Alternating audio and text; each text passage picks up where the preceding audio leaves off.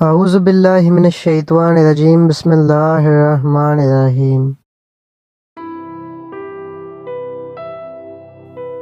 حضرت ابو ہریرہ رضی اللہ تعالیٰ عنہ سے روایت ہے کہ رسول اللہ صلی اللہ علیہ وآلہ وسلم مسجد میں تشریف لے گئے۔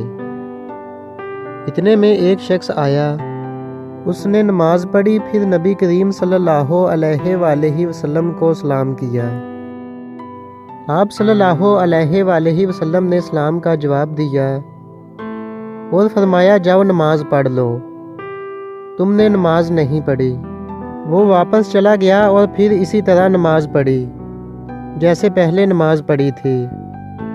پھر آیا اور نبی کریم صلی اللہ علیہ وآلہ وسلم کو سلام کیا۔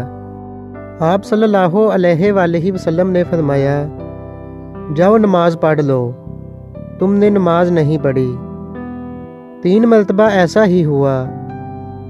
آخر اس شخص نے عرض کیا، قسم اس ذات کی جس نے آپ کو سچ کے ساتھ بھیجا، میں اس سے اچھی نماز نہیں پڑھ سکتا، مجھے سکھلائیں۔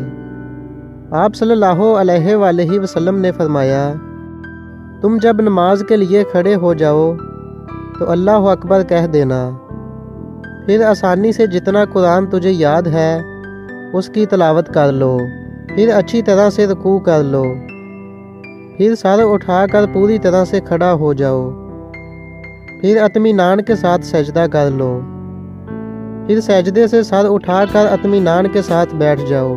اسی طرح ساری نماز پڑھ لو۔